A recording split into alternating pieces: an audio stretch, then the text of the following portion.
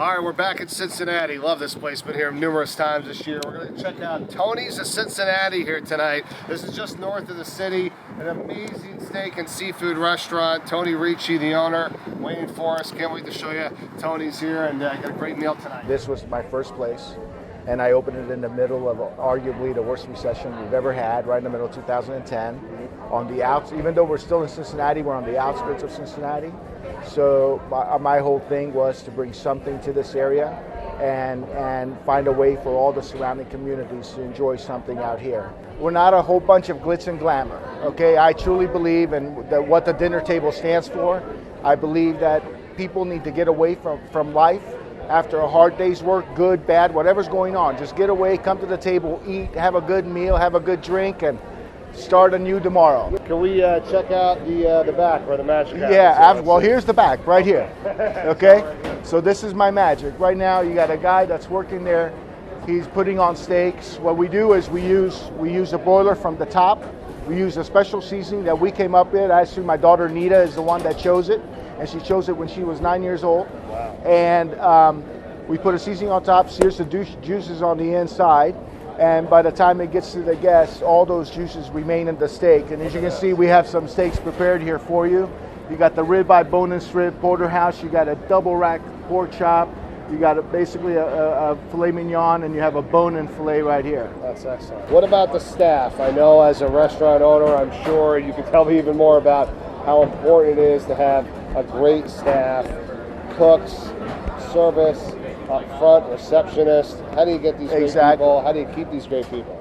That seasoning is comprised of 5 different peppers, 5 different salts, and 2 different kinds of paprika. And what we do is we take the steaks and we basically sear both sides, so that when the steaks go into the oven, the heat is from the top. It sears on the top real quick. Then we turn it over, sears on the bottom. And then what he does is he transports them to the oven up top to where they come up to temperature real slowly. Okay. But by putting the seasoning on it, it sears the juices on the inside, because basically the steak gets shocked once. See, that's what I've always wondered, here as a regular person on a grill at home, if you got the temperature too hot, it looks like the top's, it's burnt. You're not cooking the inside. Exactly. So to your point right there, that's a good understanding of how it works. You can get the both top and bottom very crispy and done, but then you have to slow cook that inside the other one. What's the temperature we're talking about? Right now, the temperature on that oven is probably anywhere from 900 to 1100 degrees. Got it. We probably started at about 1200, and with him keeping opening and closing and all that, the temperature is going to come down a little bit.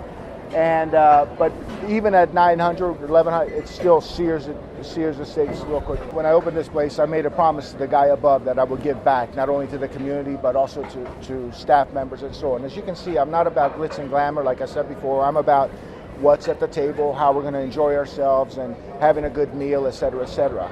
And when you go into a business, I believe in what Ford said: "He who gives more for a buck than takes for a buck, it does well." Okay, so that's what I believe in. But I also believe in taking care of the people that make it happen. I just go around and shake hands. That's great. These guys, by the end of the night, have worked so hard that they not only deserve a few beers, but they deserve a few extra dollars, if you will. I believe in 3 things: perception, value, and flavor. If you're going to spend $50-some on a steak, that steak better look like it's a $50-some steak. All right? And if we meet that, and then you bite into it, and the flavor is there, then I got you. In this particular restaurant, couple that with the fact that every entree comes with a salad and potato. That's great. Yeah. And it's not on a cart. And you're in a bedroom community in an area of Cincinnati. So now you got a salad and potato that you don't have to pay an extra $20 for. That's huge. We got it. Yeah, that's huge. To me, sometimes you're right. Perception. When everything's all a la carte or it's way more than you think it should be, that's right there. It's a tough one. But when Absolutely. you get perception, okay, yes, it comes with what you're going to order anyway. You're not going to just order steak. Exactly. So, and the value and the taste, and that's it. That's all you have to do. So there's a couple of communities. The Anthony Munoz Foundation I give back to, the Dragonfly Foundation I give back to, great organizations.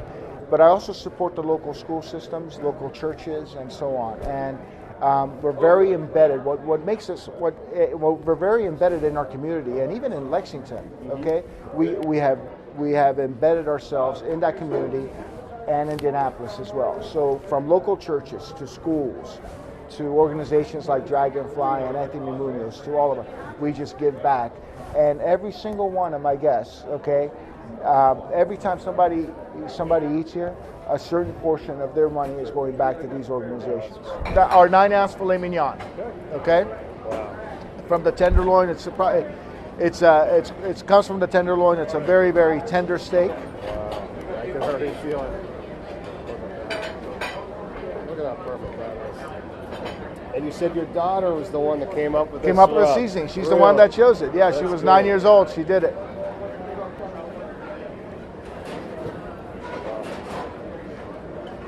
That's awesome. It's good stuff. That's awesome. Perfect. Yeah. Perfect. And I'm just Watch amazed. this. Now your chefs. I'm going against the grain a little No. bit, but there you go.